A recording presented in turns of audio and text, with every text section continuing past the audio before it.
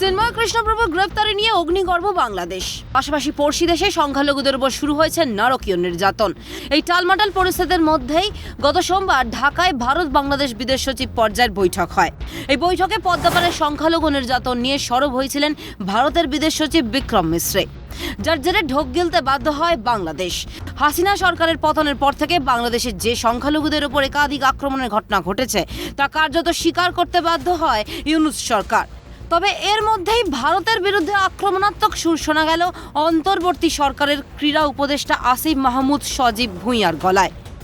বুধবার কুমিল্লার কোটবাড়িতে সংবাদ মাধ্যমের মুখোমুখি হয়ে তিনি জানান, ভারতের সঙ্গে নতজানু পররাষ্ট্রনীতি থেকে সরে এসেছে সরকার। ভারতের সাথে এর আগে আমাদের যে নতজানু পররাষ্ট্রনীতি থেকে আমরা অন্তর্বর্তীকালীন সরকার সরে এসেছে এবং আমাদের পরবর্তী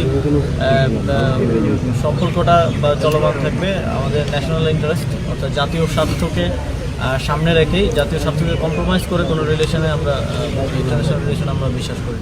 অর্থাৎ ইউনূস সরকারের আমলে ভারতের বিরোধিতায় জিগির যে পদ্মাপাড়ে অব্যাহত রয়েছে তা সেদেশের ক্রীড়া উপদেষ্টার বক্তব্যে স্পষ্ট হয়েছে বলেছে রাজনৈতিক মহল। বিষয়টি নিয়ে সরব হয়েছে গেরুয়া শিবিরও। বিজেপি মুখপাত্র শ্রমিক ভট্টাচার্যের কটাক্ষ, ওরা এখন বাংলাদেশ নয়, আবার পূর্ব পাকিস্তান হতে চাইছে। ওরা এখন আর বাংলাদেশ নয়, এখন আবার পূর্ব পাকিস্তান হতে চাইছে, পাকিস্তানের সঙ্গে মিশতে চাইছে।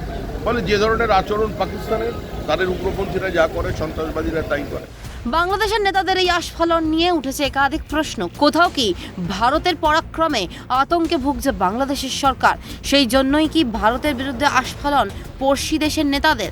নেপথ্যে কি মৌলবাদীদের প্ররোচনা? প্রশ্ন আন্তর্জাতিক মহলের। ক্যালকাটা নিউজ।